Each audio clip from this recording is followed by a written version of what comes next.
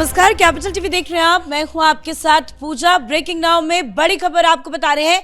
आज से पीएम मोदी ने मिशन बंगाल का बिगुल फूंक दिया है। आज पीएम मोदी पश्चिम बंगाल के दौरे में है। आज पीएम मोदी 32,000 करोड़ की विकास परियोजनाओं की सौगात पश्चिम बंगाल को देने के लिए पहुंचे हैं।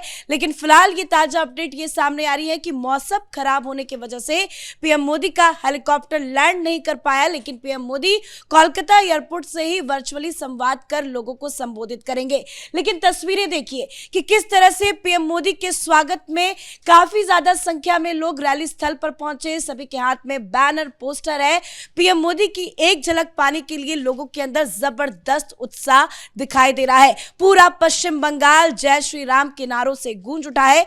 हालांकि दौरे से पहले पीएम मोदी ने एक ट्वीट करके टीएमसी पर कड़ा प्रहार किया था और इस ट्वीट की चर्चा भी जबरदस्त हो रही है, क्योंकि पीएम मोदी ने कहा कि अब टीएमसी का आतंक खत्म होना चाहिए, लोगों की पसंद भाजपा है। तो पीएम के दौरे से जुड़ी तमाम बड़ी अपडेट आपको बताएंगे। मेरे साथ जुड़े हुए हैं कैपिटल टीवी के editor in chief doctor Manish Kumar. Sir, ये तस्वीरें साफ साफ बता रही है कि पीएम मोदी को देखने के लिए लोग कितने उत्साहित हैं। लेकिन रैली कैंसिल हो गई, मतलब पीएम नहीं पहुंच पाए। रैली तो हो रही है लेकिन वो वर्चुअली संवाद कर रहे हैं। लेकिन टीएमसी इससे काफी ज्यादा खुश हो गई है। देखिए, ये मानसिकता किस तरीके की है कि प्रधानमंत्री मोदी की रैली थी, वो वहां नहीं पहुंच पाए, तो इसको लेकर के खुशियां मनाई जा रही है। This is how you are going to compete with BJP. क्या राजनीति इस तरीके से होगी कि किसी की रैली मौसम की वजह से वो नहीं हो पाता है, ये खुशियां मना रहे हैं सोशल मीडिया के ऊपर।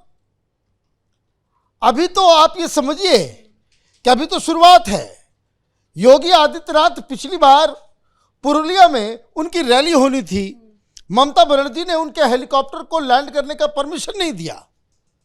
बहुत सारे जो है वो लगा दिए क्लॉज कि ये हो रहा है, वो हो रहा है। फिर अंततोगत तो योगी जी ठहरे।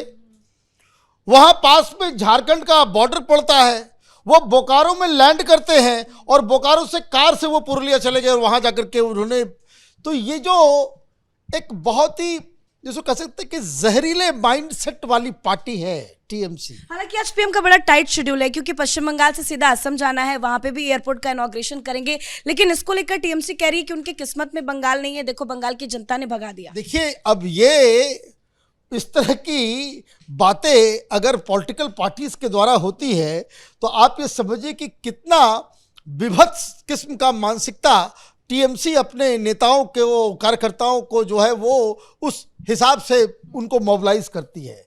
लेकिन अब आते हैं कि क्यों खुशियां मनाई जा रही है।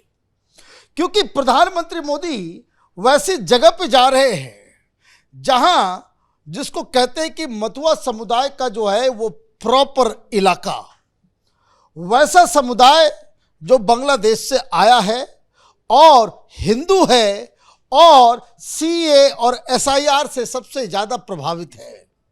ममता बनर्जी आपको याद होगा अभी गई हुई थी सबसे पहले कि भाई हम तुम्हारा ये कर देंगे, हम तुम्हारा वो कर देंगे। तो अभी जो प्रधानमंत्री मोदी ने जो अपनी शुरुआत की है, he has made it very clear.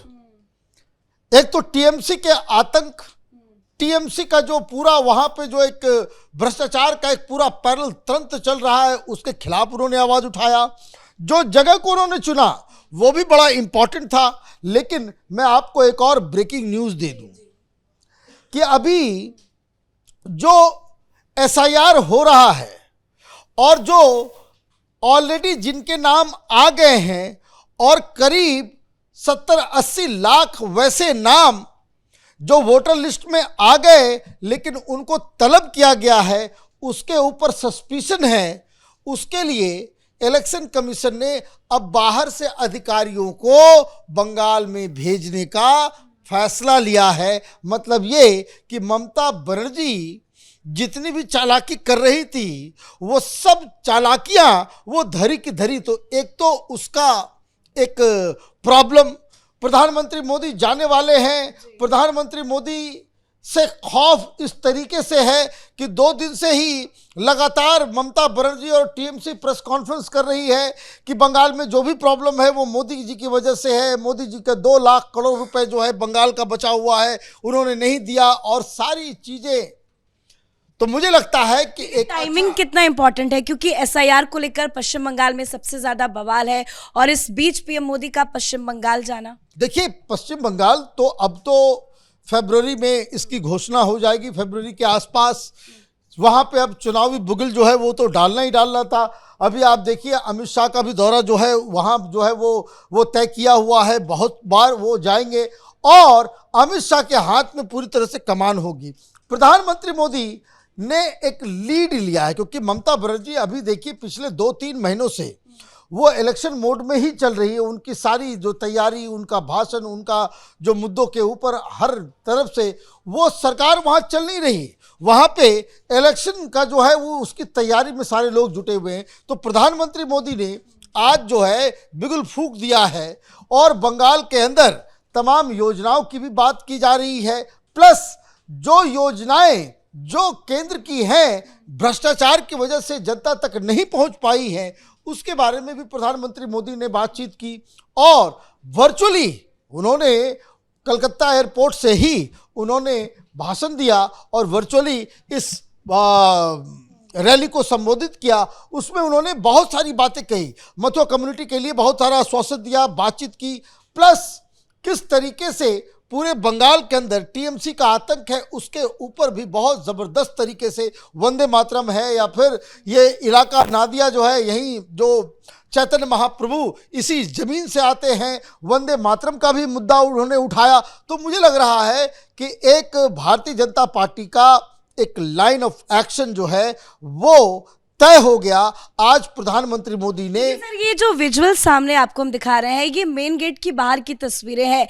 ये विजुअल्स क्या इशारा कर रही है कि जनता का क्या मूड है? क्योंकि जय श्री राम के नारे लग रहे हैं, वंदे मातरम का भी आपने जिक्र किया, इतनी ज्यादा संख्या में लोग, वो भी पश्चिम बंगाल में ममता के खिलाफ नारेबाजी और जय श्री राम का नारा। देखिए, आपको बहुत ज्यादा मुझसे बेहतर मालूम है, आप बंगाल में रही हैं, कि किस तरीके से वहां लोग कैमरे के सामने आकर के टीएमसी के खिलाफ एक शब्द नहीं बोल सकते।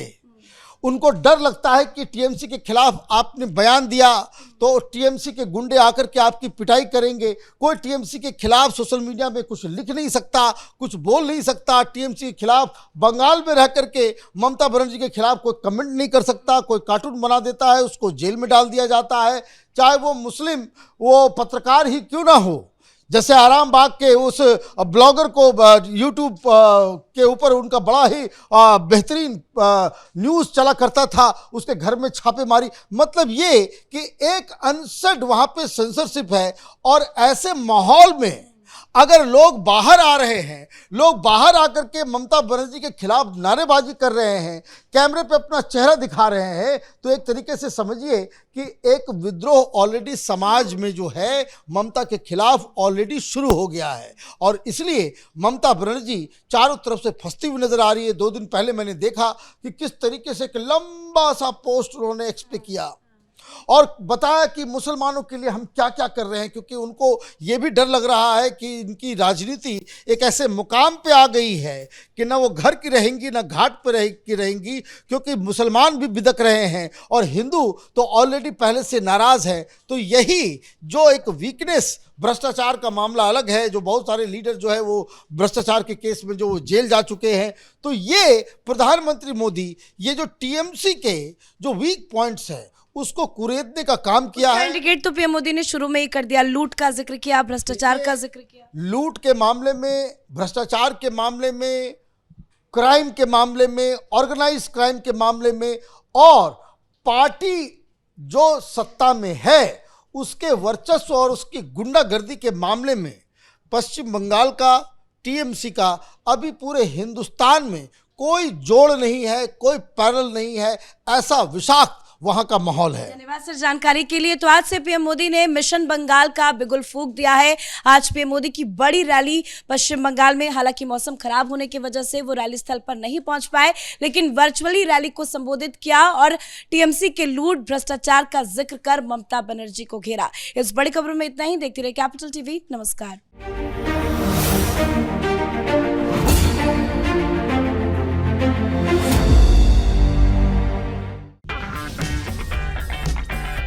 अगर आपको हमारा वीडियो पसंद आया हो तो इसे लाइक करें, हमारे चैनल को सब्सक्राइब करें और हाँ, बेल आइकन दबाना ना भूलें ताकि आप तक हमारे वीडियो की नोटिफिकेशन पहुंचती रहे। आप अपना सुझाव हमें कमेंट बॉक्स में दे सकते हैं। हमारे साथ जुड़ने के लिए शुक्रिया।